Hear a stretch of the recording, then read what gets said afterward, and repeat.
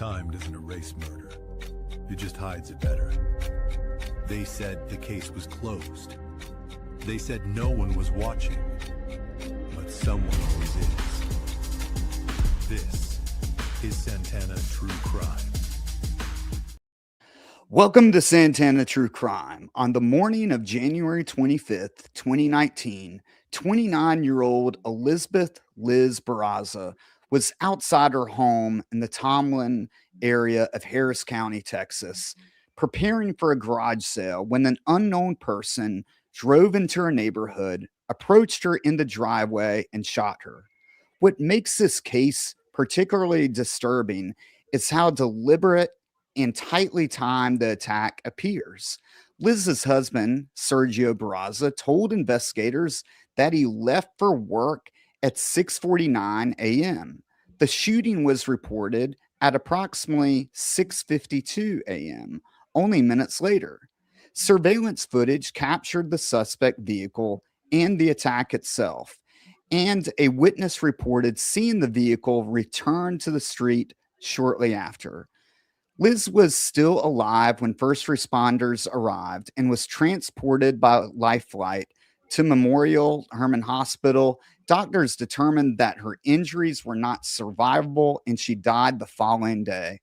More than 7 years later, no one has been charged with her murder. Tonight, I've got Dr. David Haynes with me. We're going to be discussing this, and I'm looking forward to your take. Dr. Haynes, welcome to the show. Thank you very much for having me.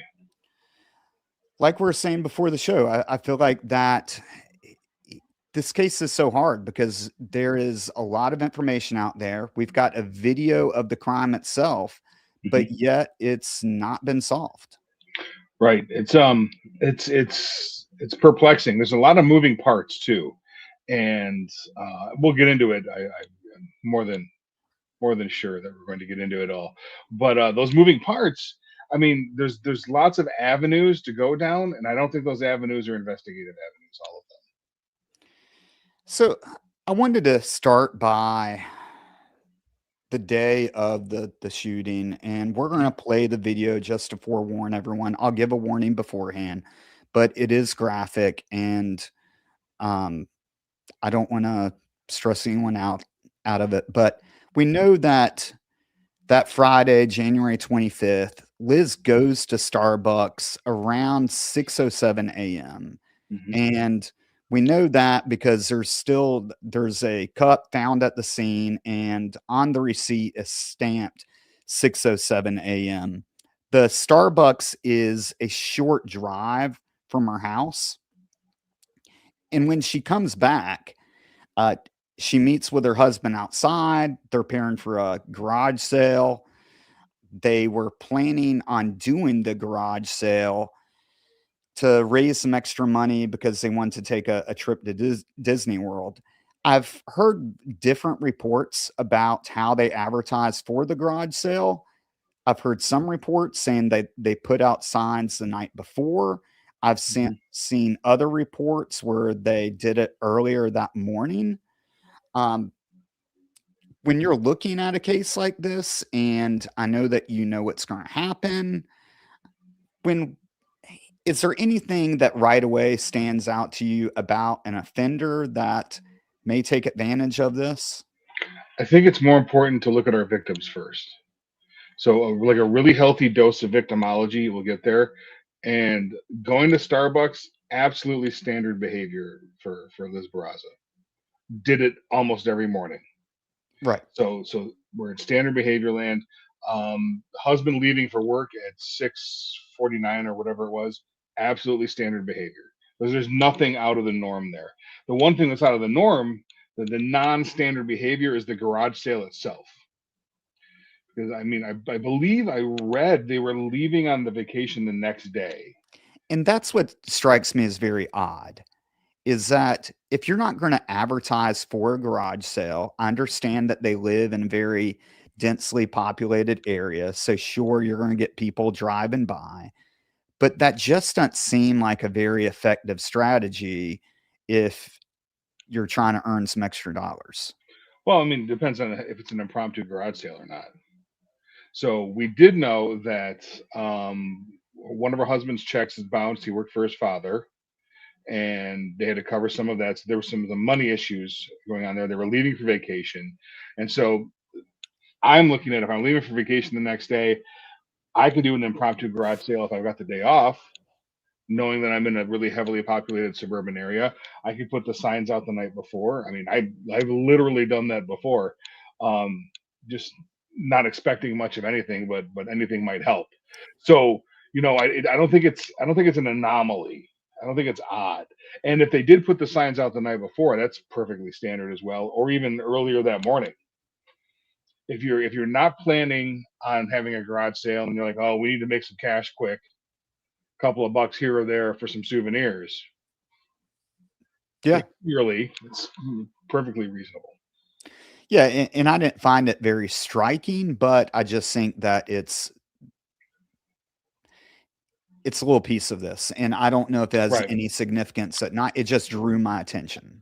I think it might be significant in the idea, like, I mean, we're going to get to the offender soon enough, but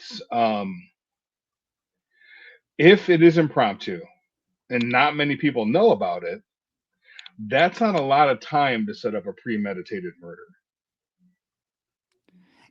And that would be the question, if how many people knew about this, because Right. supposedly it was a small group, that it was just, again, they're putting these signs up at the last minute. Hmm. So sure, so it begs the question, did this offender, how closely was he watching this house, he or she? Because we do not know in this case if it was male or female. Um, but I think that that's worth noting, that if it was put out at night, it almost makes me think of, okay, if this offender was driving around at night stalking Liz, did they happen to see that sign? And that's when they determined to formulate this plan Or, and or this person execute the is plan. driving around at night looking for someone to kill, not necessarily Liz. That's a possibility, and we'll talk Or about that more about morning, that. even that morning, and they see the garage sale sign. So I don't know. It's interesting. All right, so we are going to. I know everyone wants to jump to it, and we'll talk about the costume here in a second. But so we've got Sergio leaving for work again, 6:49. He normally leaves. What I was seeing is around 7 o'clock. I don't see any significance in 10 minutes. Mm. So we're And agreeing on that. he went right to Lowe's, which Right. is where he was going to meet his crew anyway. Right. All right. So we're both good on that. So Liz is outside by herself. Mhm. Sergio armed the alarm before he left. And I'm guessing he thought that that would be kind of like a safety feature if someone did approach the house. Again, this is speculating that she could just go open up the door and the house alarm would Or go off. habit. Yeah. So I mean, if Liz goes to Starbucks and then goes to work, and he leaves after,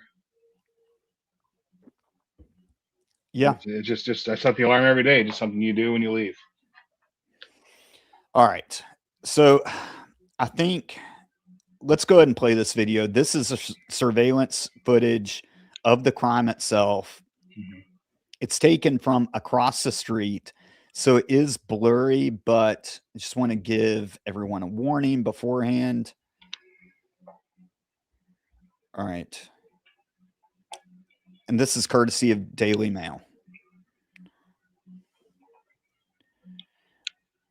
All right. So again, we're looking at across the street. In the upper part of the screen, you can kind of see Liz. She's standing near a table and some items. In the suspect vehicle, you can start to see has parked behind this tree. I'm going to pause it real quick. So if people are looking at their screen, in the upper right-hand corner where the tree branches are is where the suspect is walking. And we've got a nice red circle on him. And this is the part I'm pausing it here because when you watch this person walk, it appears to be that the suspect has some type of gown on or costume on. It looks very flowing. And watch the walk because it looks like to me, and I'll get your take on it, that they're wearing some type of boot or like clunky shoe.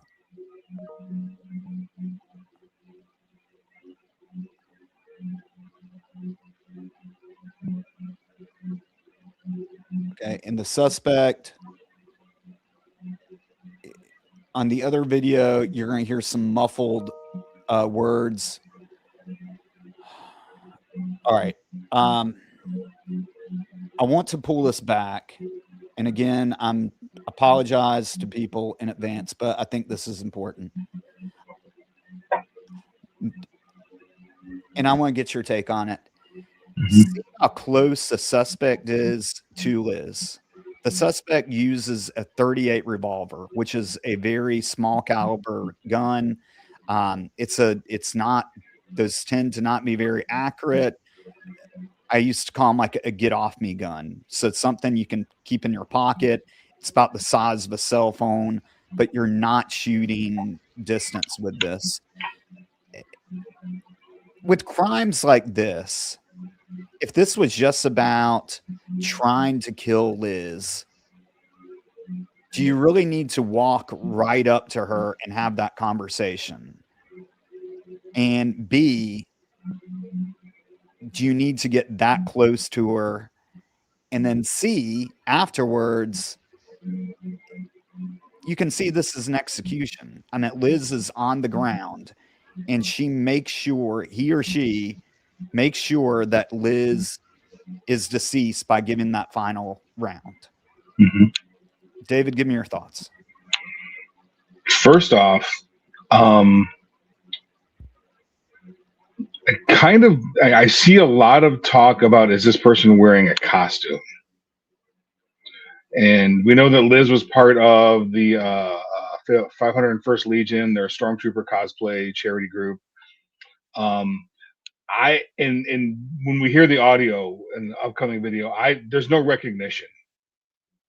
You know, in your daily life, if you see someone dressed up in like a Star Wars costume and that's your passion, you're gonna comment. You're gonna be like, hey, oh, hey. So I you know, my bet is maybe bathrobe type thing. Early morning, drop the kids off at school, whatever it is. But Defender walks up, potentially to engage in commerce. You're gonna get that close to a stranger if they're having a garage sale and you're interested in an item. The use of the revolver is something you could hide easily. So you're planning on killing somebody that day. It could be Liz specifically. It could just be a random killing, but it's something that no one's going to notice, even in the pocket of a bathrobe, a .38. They just won't. It's not something that's going to register. You said execution style, but they left Liz living. So, you know, would a pro do that? Someone hired to do this? Quite possibly. You never know, you know.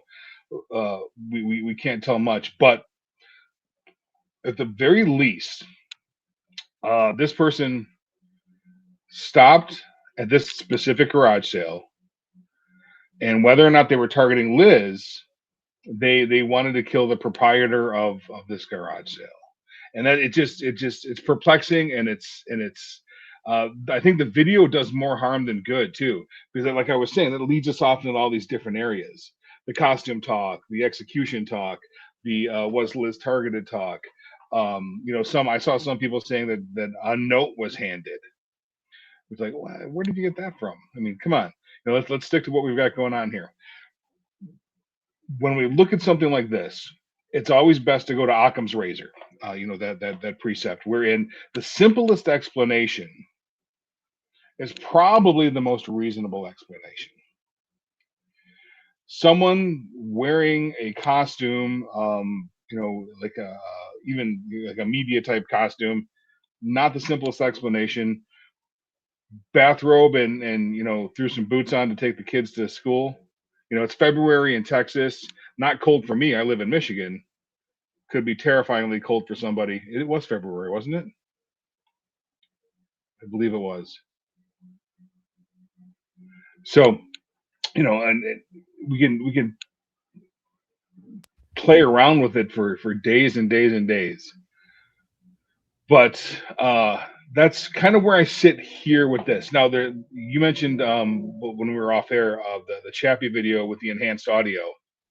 That was interesting, wherein we can kind of make out some of the things that were said, and there doesn't seem to be a piece of recognition there. And that's kind of my key here. If this person knew Liz and wanted them dead, there would be some sort of recognition, even body language recognition. If I see you and you walk up to my garage sale, Cameron, I'm like, hey, Cameron, hey, whether it's 6 a.m. or not, it doesn't matter. It's someone that I know.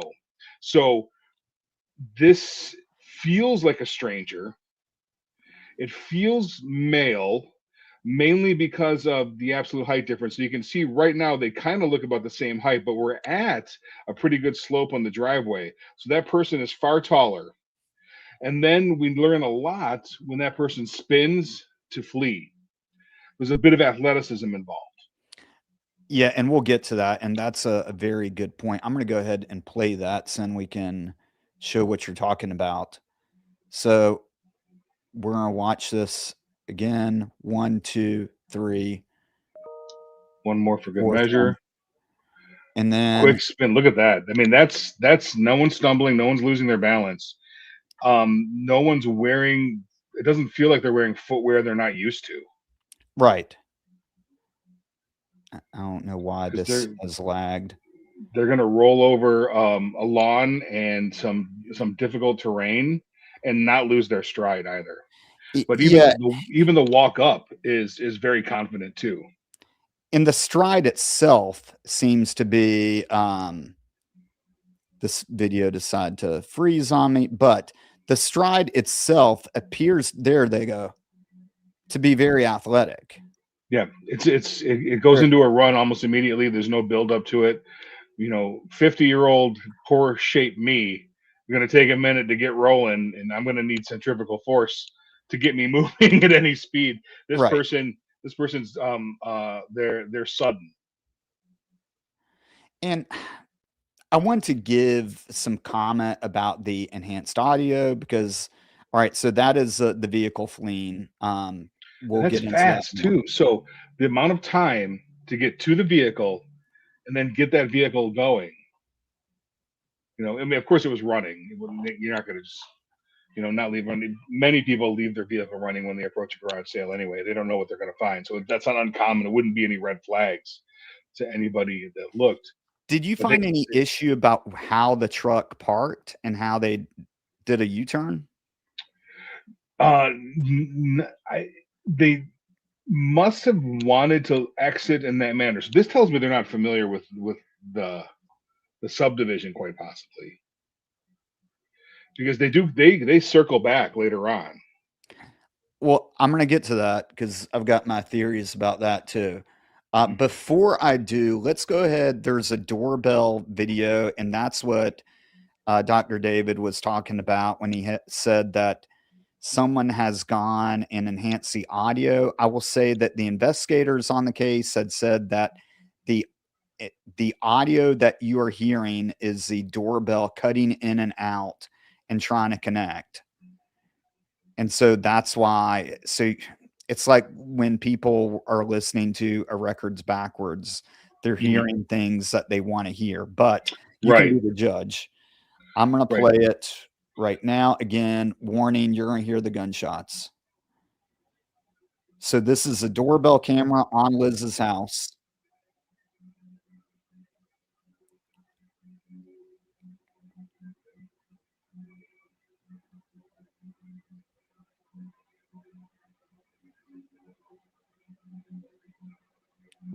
You're going to see the truck pass, and then the truck turns around, pointing where the truck is, can drive straight out of the neighborhood. Mm-hmm.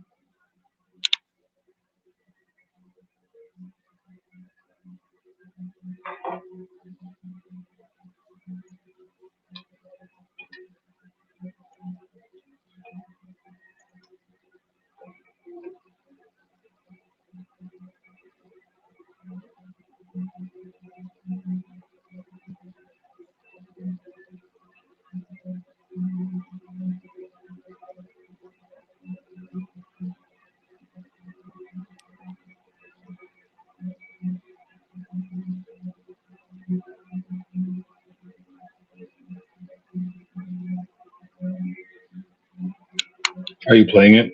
Yes, I'm playing it. Sorry. I didn't want to interrupt the gunshots. So we've got, you can see kind of in this area to the left of the door frame.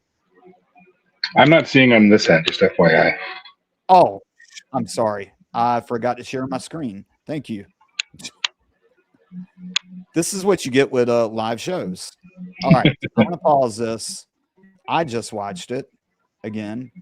Let me share my screen. Share this. All right.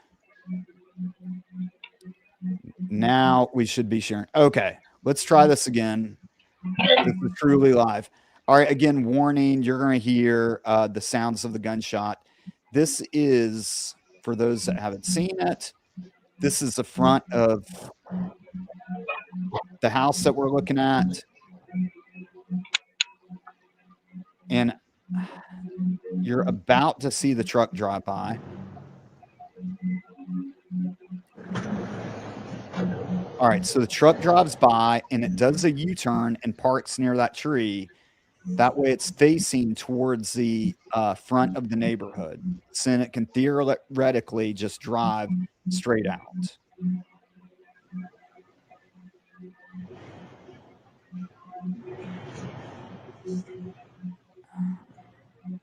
Now you've also heard, okay, so the person's walking up. You can kind of see him in the corner.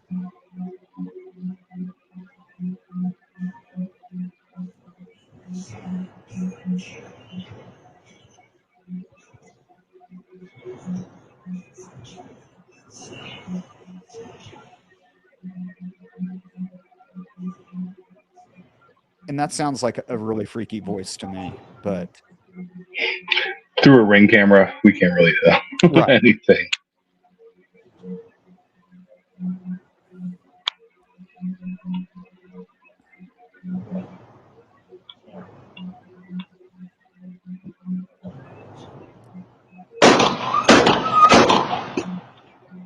Yeah, and one of the shots, if we were to pause it, actually hits the upper part of the ceiling, the one that went through her neck, which kind of makes me, and then this person gets in their truck and flees.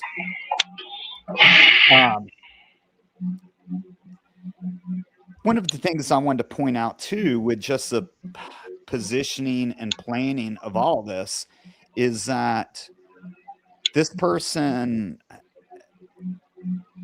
I don't believe just randomly was driving through, because we do have the person also seen right before the murder at the Goddard School, and they appeared to be waiting for Sergio to leave. And then as soon as Sergio pulls out, the offender starts driving in. So it's a very tight time frame. And the other thing about kind of the pre-planning of all this is that there was a truck that looks very similar to this one that was seen at 2 a.m. the night before. And I realize that it is Texas and that black pickup trucks are popular, but it appears this is a picture of the truck. And what the investigators have said is that one of the most distinguishing features about this truck is that it's got a decal, because it's the Nissan Frontier Pro X model. And they've found other Nissan Frontiers, but the Pro X model with the decal is kind of the one of the distinguishing features of this. Mm-hmm. Um, with that in mind, I know that, like we are talking about, you said victimology is very important. When we look at Liz as a person, she seems very friendly. She's heavily involved in charity work with the 501st.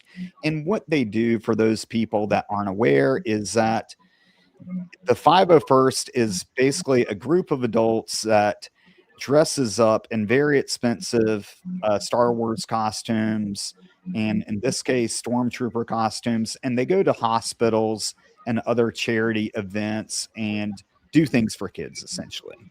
Mm-hmm. But from my understanding with this, and from talking with people that follow this case very closely, is that the Liz and Sergio had both gotten into kind of a management position within the 501st, and that there was some grievances with some of the members. But looking into this further, I didn't see anything that substantial. No, I mean, so I know many. I mean, I've been a long part of a like convention world for a long time with my past life of writing and graphic novels and things. So the 501st group in total are just a group of essentially like-minded people, and of course, there's intergroup dynamics that happen in every organization. But we still have to go back to the idea of, even in that short clip with the very unclear audio, I don't hear any signs of normal behavioral recognition. And I think that's interesting. You know, if someone from the 501st is coming up, I believe Liz would know who they were, and there would be a higher pitched greeting, usually. Cameron, Right. Leon, Ted, whomever, or even if they're wearing some kind of recognizable costume. So I don't get that sense, because we can clearly hear the higher pitched screams, of course. You know, Right. so that frequency plays out, uh, and you know, the point, the group makes their own costumes, so there's competition within the group for the best costume. Some people aren't allowed in with substandard costumes. You know, it's a high level of craftsmanship that they're dealing with. So could there be some odd argumentation thing that's happening? Of course there could be, but I don't think it's likely. Also, I don't recall there being any type of precedent where this like that level of fandom led to, you know, a premeditated execution. It just, you know, it's one of those things where and those of you who aren't part of geek life or geek culture, you know, as it's termed, that's really where misfits find their own, right? So the tighter familial bonds are, you know, should be noted in that sense. And I get that there can be again arguments and grievances happening there, but I just don't see that as a mitigating factor. Well, during the or after this happened, I know that the investigators asked Sergio if Liz had any problems with anyone, and Sergio did provide a name.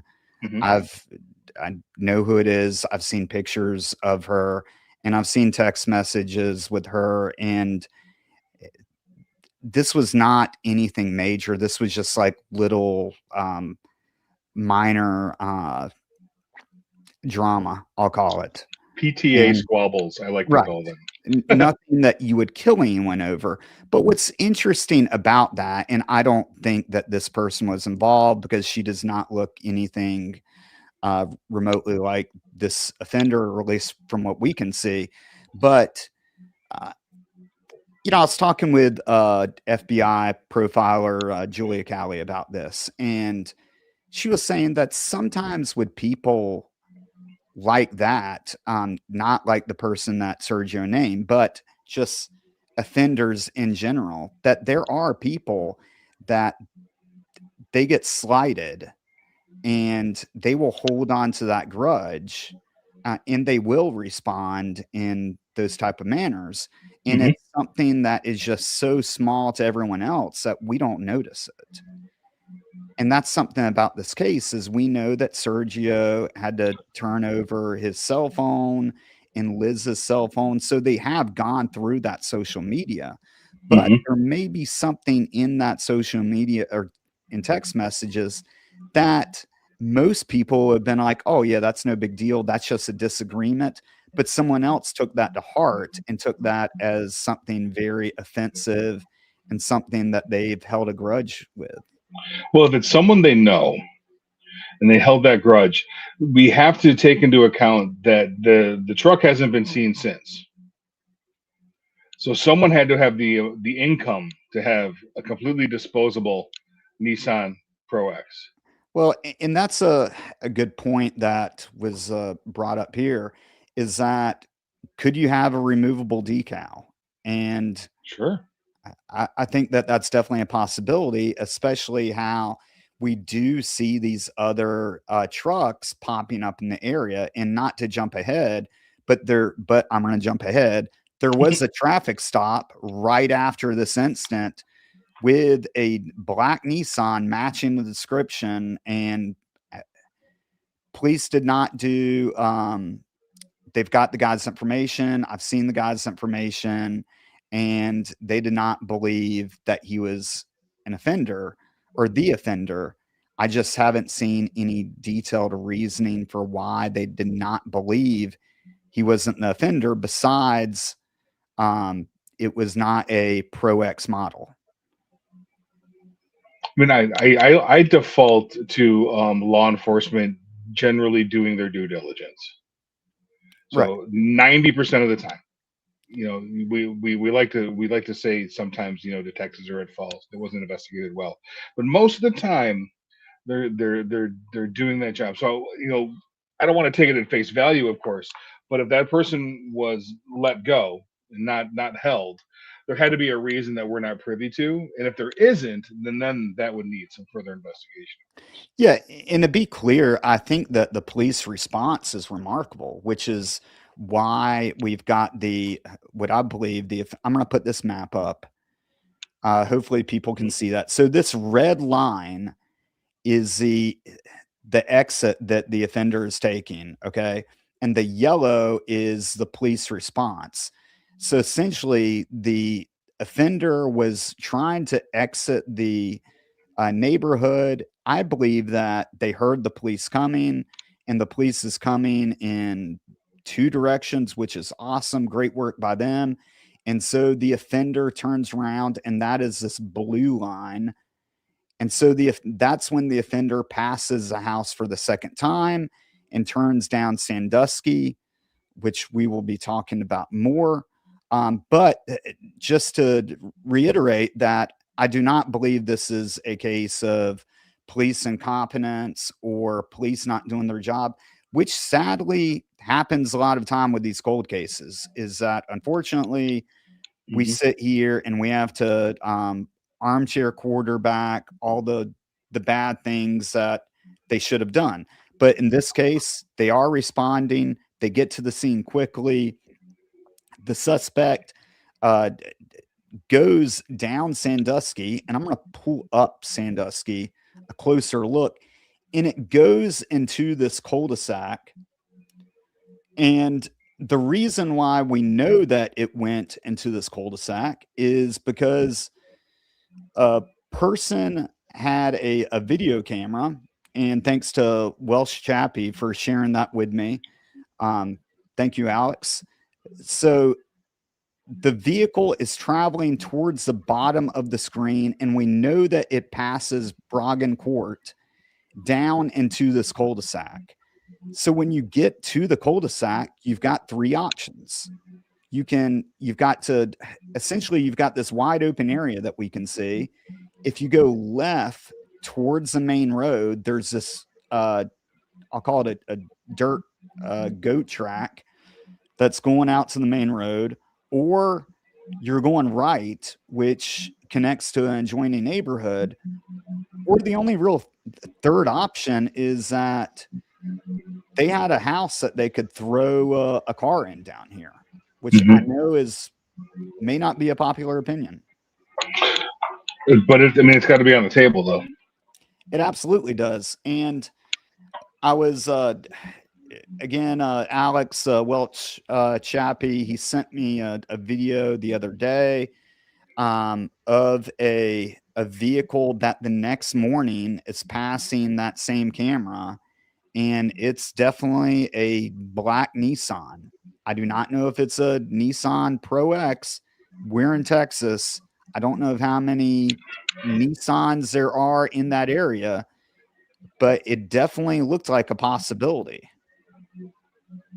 Sure. I mean that you can't discount neighborhood squabbles. We find more often than organizational issues. Neighborhood and neighbor violence is more common. But from my understanding, the homes in that area were cleared. So Yeah. Well, I don't know. yeah, and again, I don't know either. I don't know if every one of those houses was canvas. I don't know if they had some people that didn't go to the door or come to the door. Right.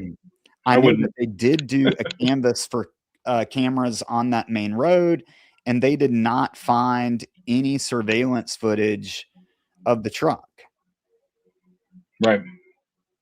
which is odd, but it's not. It's odd that you don't see it, but also through my experience, a lot of these convenience stores or store cameras, they're not pointing towards the main road. They don't know how to operate their camera.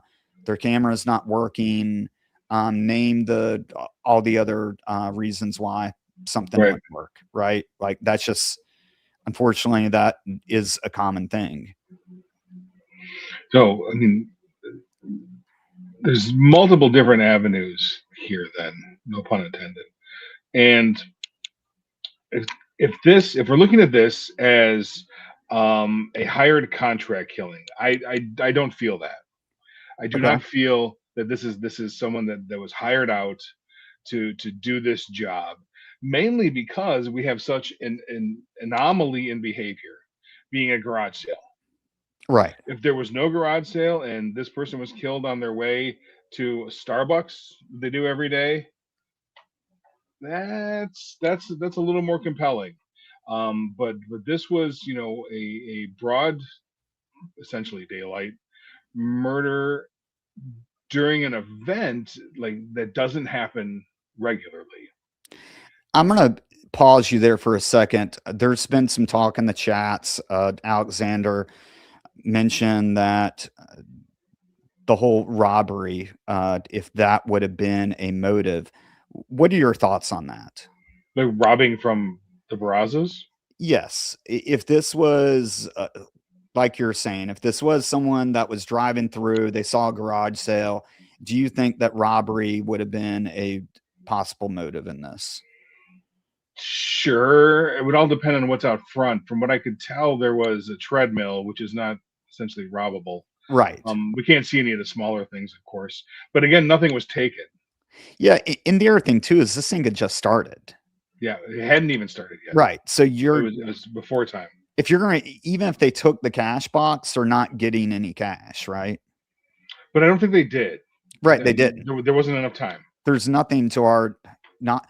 Well, I think that I'm going to disagree with you on that. I think that if they wanted to steal something from that table, if there was something valuable in that box, then I mean, the offender stood over Liz and executed her. It would have only taken another second or two to grab that box and run, which is why I don't think that robbery would be on the table. No, I mean, I don't think there's just. I don't think there was enough to rob. If there was something of substance in the garage sale, maybe. Um, I don't know. Someone mentioned in another post somewhere that there was a stormtrooper helmet. Those are expensive.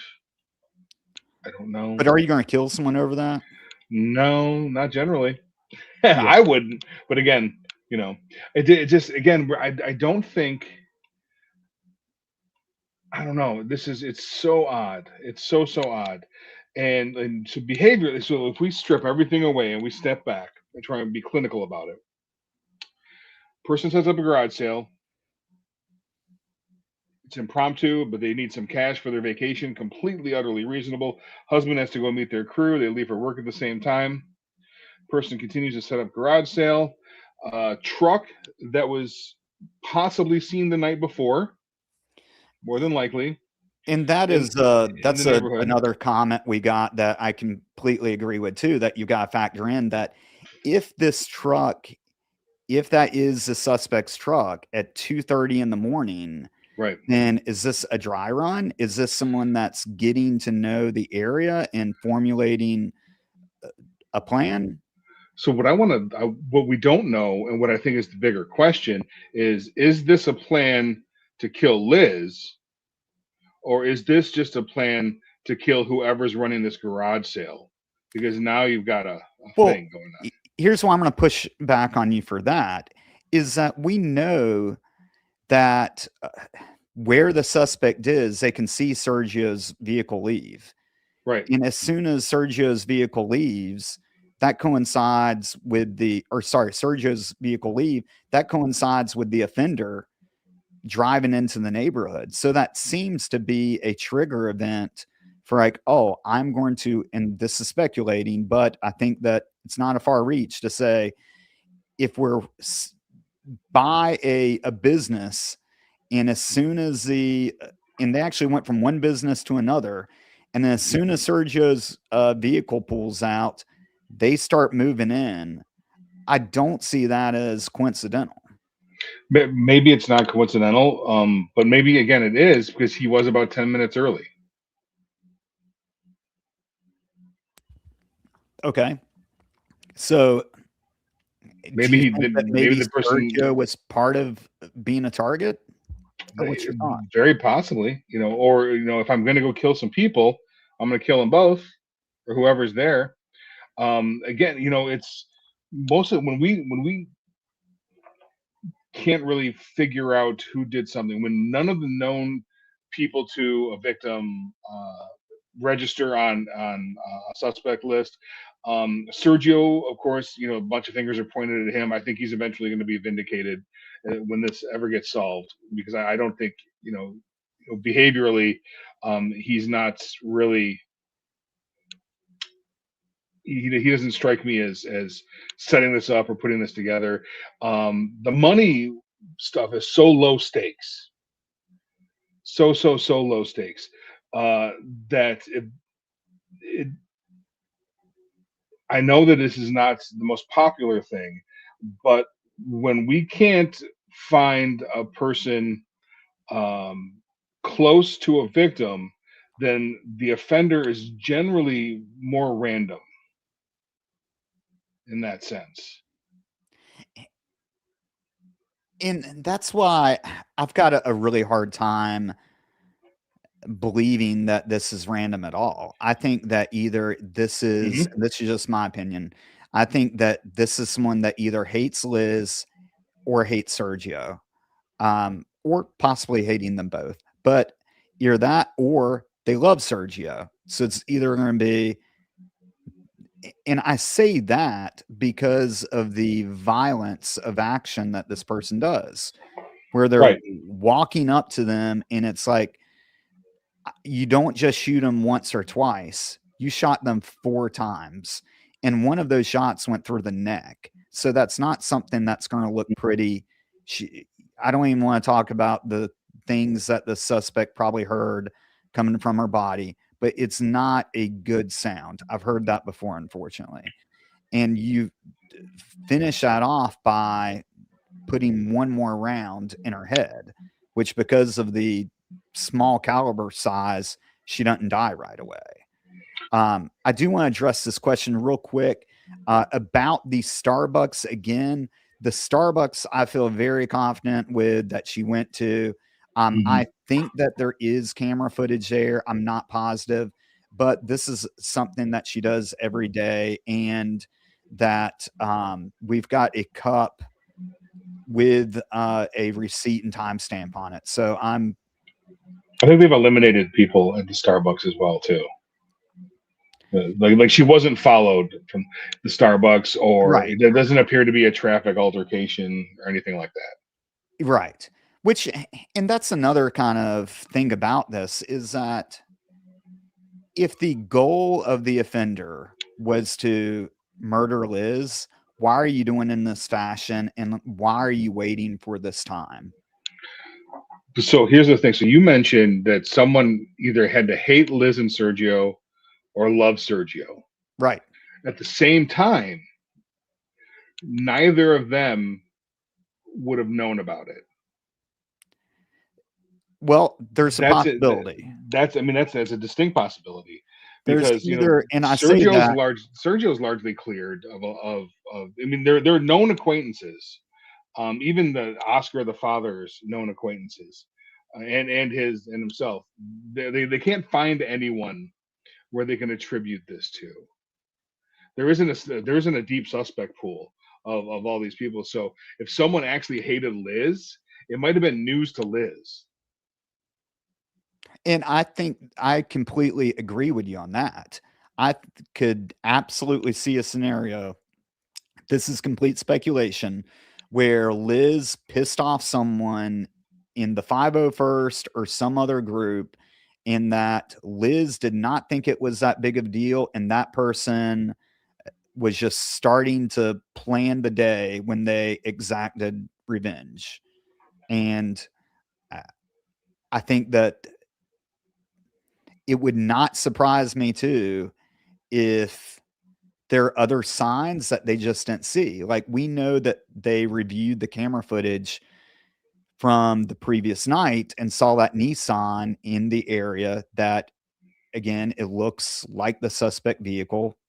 I don't think we can say that was, but I wonder if how far back the police went, and did they see that same vehicle? Like, was it a thing that this person worked late at night, or was this a one-time event that it happened, or is this person seen driving past their house on multiple occasions, like someone Right. that's stalking them?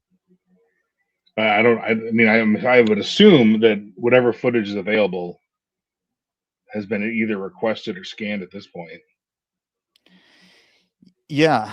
But it's the case of the disappearing Nissan. That's a really interesting facet of this.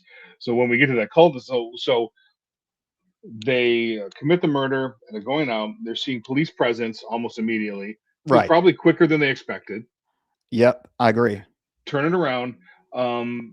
They would have to know the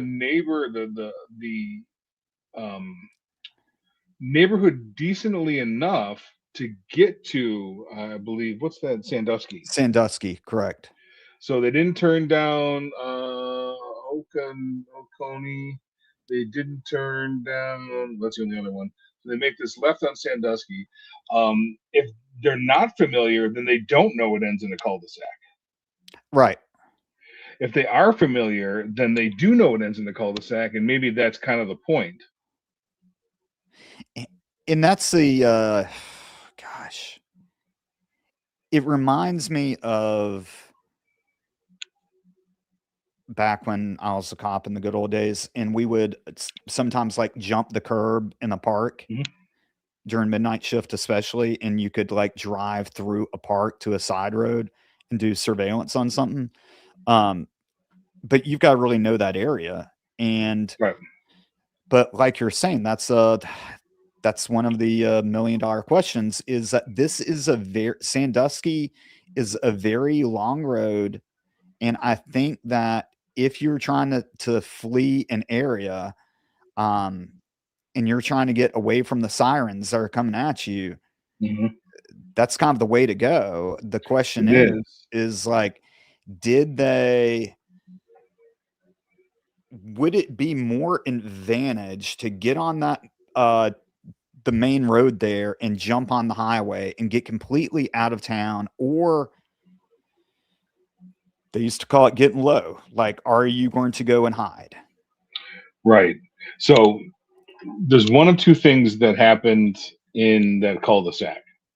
Either the truck was hidden somewhere because they had access, Right. or they hit that other neighborhood or the main road or whatever it was to evade the police presence. So if we go back to the garage sale, people in the neighborhood would have known it's happening. They would have seen the signs, quite possibly. Right. But again, we're still left with this idea of having the disposable income to essentially toss your truck in a garage for a year and a half, 2 years, and never use it again. Yeah, unless it wasn't their vehicle. Unless it wasn't theirs. I mean, that would be the smart thing to do, to not use your own vehicle in a murder, not to give people any ideas. But, and I hate to say this, and I don't, but I'm going to say it anyway, that one of the people in the 501st has a decal business, Mm-hmm. and he lives a short distance from in that connecting neighborhood. But That he's person is like, also 6'5", though. yeah, he's 6'5". Right. And if Liz is 5'3", I believe. Yeah, I've seen a Even the group slope in the photo of driveway. him. Yeah, and he's like towering over him. And I hate to bring it up because, you know, I don't want to accuse him of anything, but it just makes you think like, okay, if it's not him, and which I don't believe it is, again, he's like, if I've seen photos, it looks like you doubled Liz. And Right. I don't think that this person was like squatting or anything when they're running away. I would tend to eliminate the 501st because they can't find that connective tissue. I don't think the connective tissue is there to find. So if we go outside of there, then we're left with work.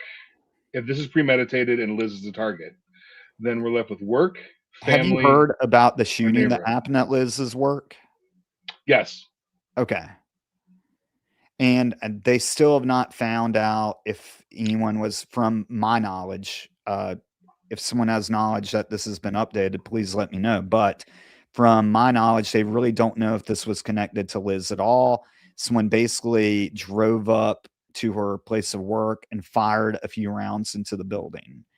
And they do not know who was supposed to be the intended target because it was like a spray and pray. Right. And it's still, and again, it's another anomaly. We're back to non-standard behavior. So, one could make the assumption that these two are kind of connected.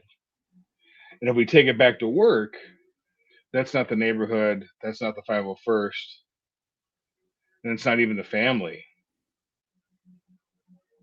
But again, there's so many moving parts to this, and I think the video does us the huge disservice because I think that's where theories run rampant with not enough video evidence, but also too much at the same time. Yeah, and that's why a part of me thinks that, well, about that video, you don't believe that this person was wearing a disguise. You think that this person was just wearing a bathrobe. Again, if we go back to the simplest explanation, then if you are out that early in the morning, you're making a run for something, you're going to get noticed in a disguise. If it's a man dressed up like a woman, then But what about if that was the purpose of the disguise? to be noticed. Well, hear me out. Have you ever heard about when Paul Castellano was hit? Yes. So Paul Castellano, for those that are listening, he was a mob boss in New York, and he was very flamboyant. He always wore the nicest things. And he had one of his rules were that you were not allowed to sell drugs in the Gambino crime family. And John Gotti was selling drugs, and Paul found out about it. So because he broke their rule, they were essentially going to kill John Gotti and the members of his crew. Well, John Gotti did not want that to happen. And so what he did is he set up a meeting with Paul Castellano at a nice steak restaurant, and he had the assassins wear Russian hats and trench coats. Can't talk today. Trench coats. So big fuzzy Russian hats and long coats on. And as soon as Paul gets out of the car, they get out and just gun him down in broad daylight. And from talking, Sammy the Bull Gravano has talked about this. And the whole point of that was because when witnesses see someone like that, the first thing that they're going to remember is those stupid hats. They're not looking at his face. And I think that that is, again, not to give anyone any ideas, but if you were the advantage of wearing a long, cheap wig, and whether it's a robe, a bathrobe, a costume robe, a big dress, whatever, and clunky boots, is that people are going to be focused on that.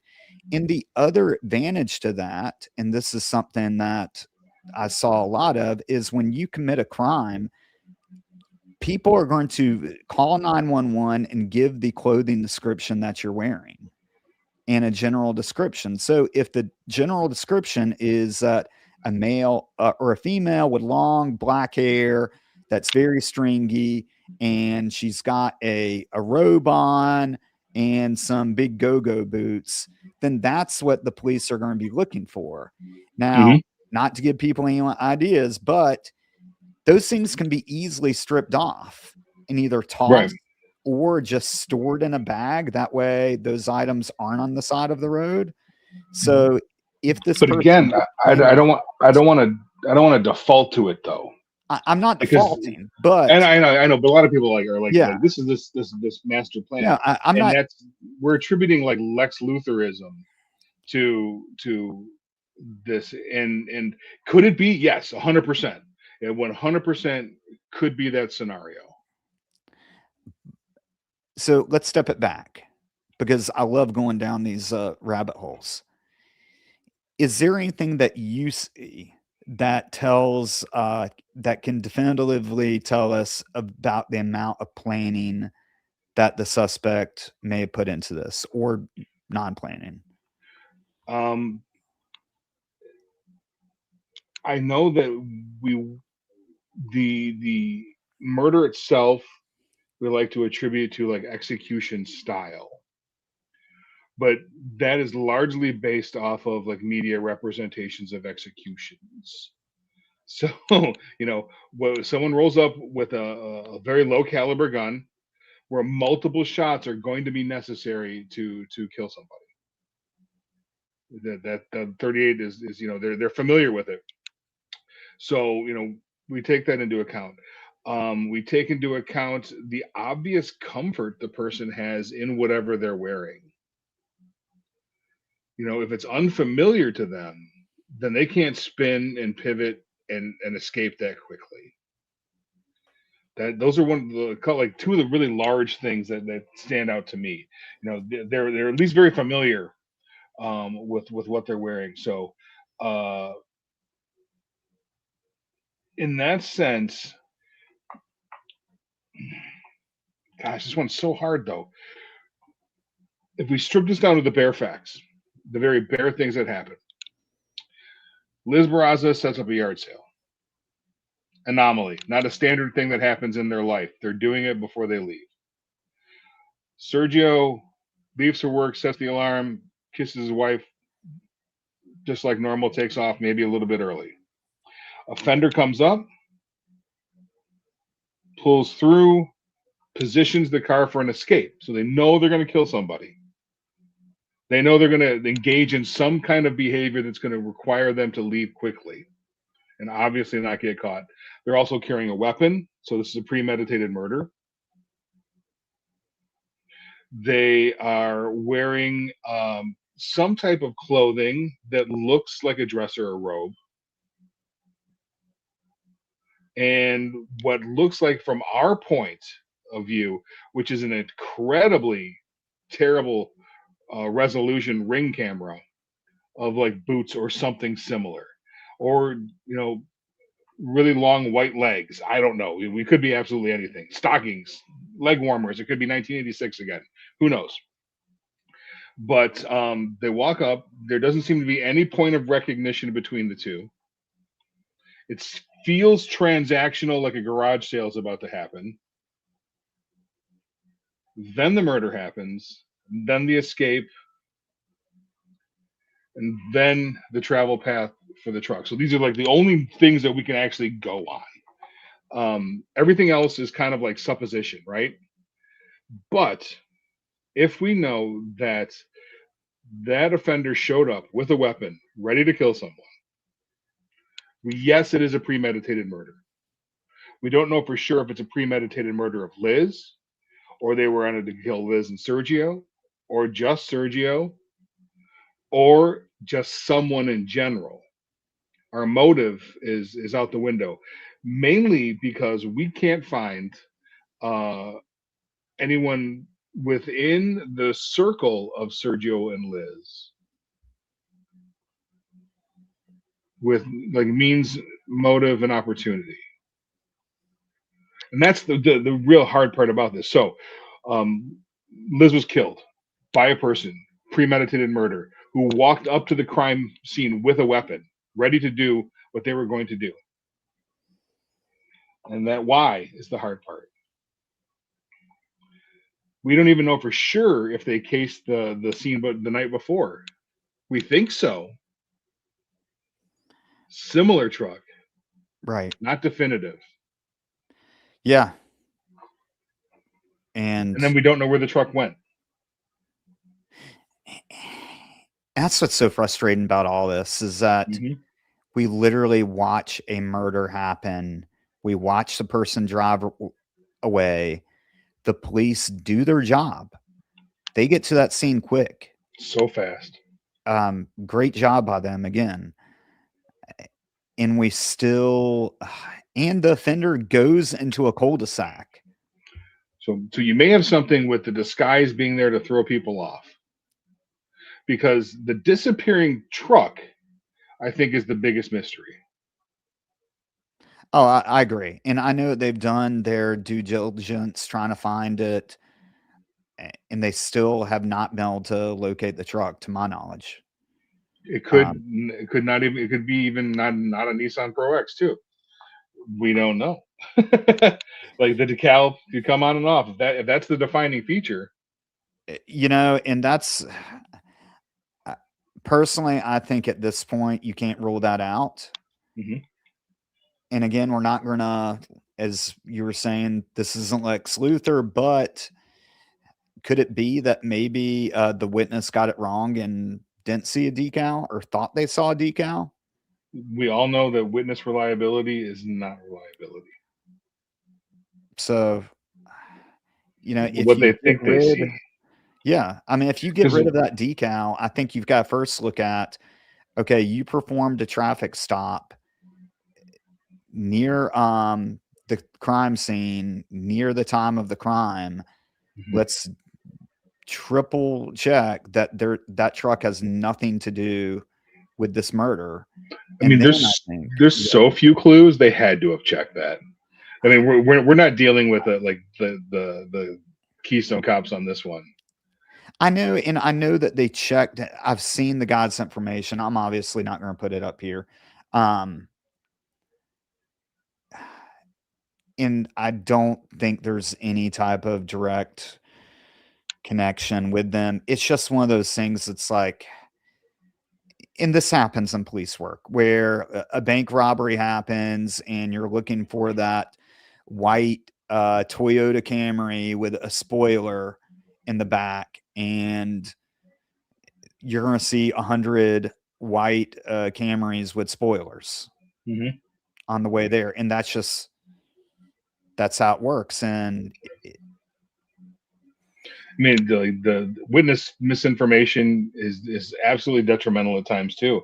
Look at the DC sniper and how the white panel van, looking for a white panel van, essentially got two more people killed since they weren't looking for a blue sedan, just from a witness being mistaken.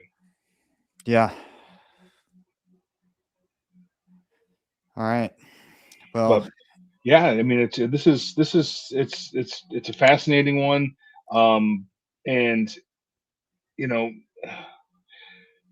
I just I know it's not popular, but I default to Liz Barraza being killed by someone who just wants to kill someone, mainly because there's until we have someone in their circle or adjacent to their circle pop up as a likely suspect in this. That's if we talk about someone had to love Sergio or hate Liz or both. We There's no one yet. There's no one, yeah. which is And so weird, it is weird. but And I not don't weird think for that you can rule humanity though. anything out at this point. I don't think you can, but like if we look at like a normal human relationships, there isn't anyone on the planet that's willing to kill you, Cameron Santana. People get angry for you at times, but it just doesn't happen in average everyday life. Right. And if this couple, who were by all means, all accounts were, an average couple that had an interesting cosplay thing, they were going to Harry Potter World for a vacation, Yeah. They're um, into like nerdy stuff. into Right. some nerdy stuff, which is expensive nerdy stuff. Right. All their dispensable income is wrapped up in that, but it's a thing they love together. By all accounts, they had a great relationship. Yeah. And that's the hard part about this is like statistically, Sergio would be the offender. And I know that's Hmm. why, of course, they had to look at him. And Right. I would think that if the investigators are looking through all the text messages, all the social media, that there'd be flags, right? There are some incredibly intelligent people looking at social media posts and things, and that are well trained in Oh seeing yeah. flags like this. Yeah. Um, Even at work, I listened to an interview with Detective Ritchie where he said that Liz had mentioned that her father bouncing a check to Sergio was a sore point, and her father-in-law, and her not her father, her father-in-law, and her father-in-law having an affair was a point of contention in the family, but not directly with her. These Right. aren't murder type. If the father-in-law was going to put a hit on somebody, wouldn't it be his own wife? Because he's having an affair. Yeah. It's not your daughter-in-law. And I've heard about that too. And I've heard about how her father-in-law, Sergio's dad, may have been trying to do things during the divorce to hide money, and Sure. things like that. But again, like those don't it I know that Sergeant Ritchie, he keeps on saying that we need to find someone that benefited from Liz Right. being murdered. Like That's my that's next what we keep question. on Like, here. like who benefits from this? But I don't know if that's the right question. Because I don't think that this is such a benefit. Let's liberally define benefit, though. Okay. And if we liberally define benefit, going to who gets a psychosexual thrill from killing somebody as a benefit, Right. you know, and it Yeah. just we broaden it, not just financial benefit. Let's talk about emotional benefit. And then that opens things up a bit more, but also makes things far more confusing because then we get back into the idea of this was essentially a stranger to Liz who just wanted to kill somebody, which, I mean, it's on the table. It's not my favorite thing, and I don't like it, and it's largely unsolvable that way. Right. Yeah. And yeah, it's just tough. I mean, I see what you're saying. I don't think that many people have brought up that as far as like this could be someone completely random. But Um, yeah, I it's don't hard. think that I, I believe this is one of those that um, we just need to start from day one and go back through this again because Hmm. I don't know. I don't. I think sometimes things are right in front of you. They can Um, be. and I think that another thing that they could benefit from is to have someone like the BAU come in, the Behavioral Analysis Unit, aka FBI profilers, and dig through this one more time. And the other thing they can do, which is something that we talked about on the last show with Julia, is that they can actually do interviews with these friends and do things too, like give them a personality test. Because if this is someone that is offended by a slight comment, then that's something that I think would lead us to the offender. I think that's probably a little more archaic than what I would probably do with it. If this is someone known to them, then it's 2019 when this happens. It's a largely public life on the internet. The width and breadth of a social media presence and an internet presence. I think if any clue is going to happen and it was someone known to them, it's going to be somewhere in there. Yeah, and that would make logical sense that there would be some conversation where it was like, Liz, I can't believe you did that. Or Liz, like demoting someone in the group or telling them that their costume sucks, something that Probably even more offended someone. subtle. There's going to be an unfriending somewhere or a blocking That's actually a good, or and that's it's probably not going to be a message because we don't live our human normal everyday lives on the internet. We have this projection of what we want or what we want people to see. It's not like my online presence is not my real life me. You get to see the real life me. It's very lame here in Michigan, but online I'm great, and a lot of people do that too. It's kind of like the best self is there. So that I think if this is something where it's a known person to Liz or a known person to Sergio, then a comprehensive look at social media presences I think is in order. I'm sure police have gone over it, but like you mentioned earlier, are they qualified for that? Are they deep in there?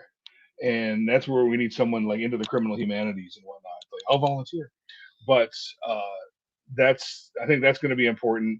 And if nothing pops up there, and we can find nothing at work, at home, in the neighborhood, or in the hobbies, then we're left with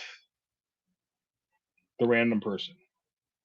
yeah, which, there's a lot of weird people out there. Sucks. It Yeah, sucks. it does. But I can see. I mean, if someone's going to get in a disguise and go kill someone randomly,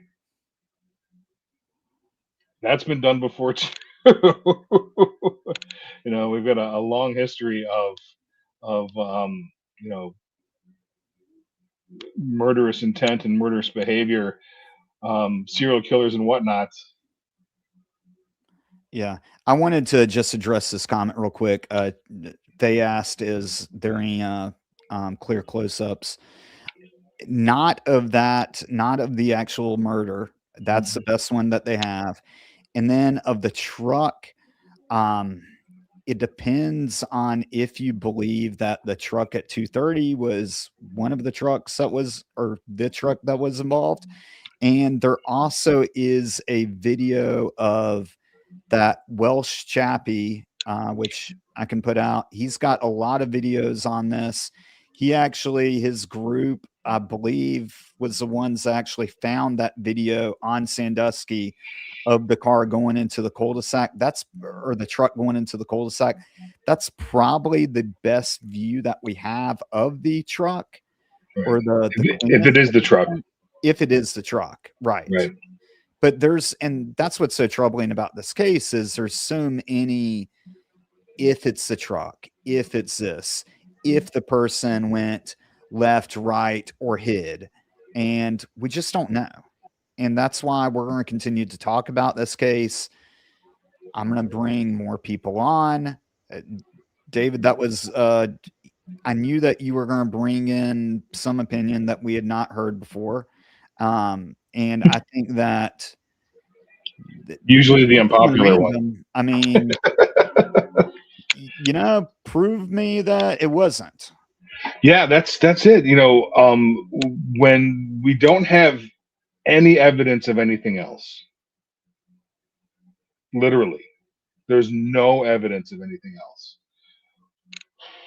Then if that's our baseline and we work up from there, if we can work from random to somebody as opposed to starting with 501st Stormtrooper or Princess Leia cosplayer or whatever the theories that are out there. The hitman prostitute hired by father-in-law, but I've seen that as well. Yeah. Okay, that guy couldn't even pay his staff. There's no way he's hiring somebody to kill somebody else.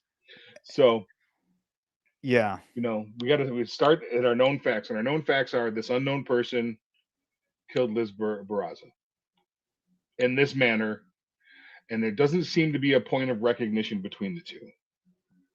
And this unknown person, this is, I hate saying this, feels male just based on stride and height and movement. I could be 100% wrong. That's just a feeling. And I thought about that too, and then I go back and forth about it because also the person, it appears like punches out, uses one hand to shoot, and that tends to be, from my experience, more males. But also a 380 does not. It's not like a male dominant gun. I know I'm like making things up at this point, but just shoots in general. Yeah, it's gonna be that male. tends to be right, a male. They'll choose that weapon. Yeah, it's but to your disguise theory, it needs you got to be able to. You will have to be able to hide that weapon as you approach your victim, though. They can't see it and panic. Right. Well, and that may be, again, maybe I know I'm going to give them too much credit, but if you wanted to walk up on someone, if you notice where they parked near that tree. That's stuff that like police officers do. I'm not saying that this person was a police officer, but what police officers should do is you never want to pull in front of a house. And that's because your vehicle becomes a target. And so what's actually more safer is you park, we call it parking short. So you park like essentially at the next door neighbor's border between that and the house that you're going to approach. And then you walk up kind of like that same angle. Again, not saying this person has any law enforcement experience, but that is how police officers are trained a lot of places. And the advantage of that is that you're giving yourself kind of some concealment, and you can also see you've got more time to it's not going to look as threatening as if she pulled into the driveway and got out and just started gunning her down.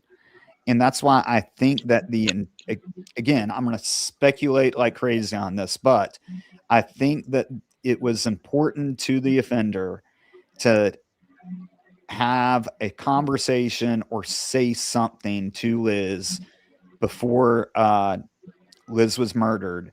And I also just think that manner of it seems extremely personal and something that you wouldn't do if your goal is just to kill someone. Depends on your motivation. You're wanting to kill someone. I'm speculating here. So if I want to see someone afraid, then I'm going to have a conversation with them first. I'm going to set them at ease and then turn it around.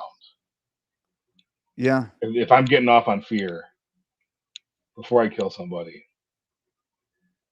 or the power show of killing somebody. Yeah, and we talked about that in other shows, how sometimes that is part of it. Oh, That the is power like is the all of it. thrill that you're chasing, right? It's It's not the the actual power. murder itself.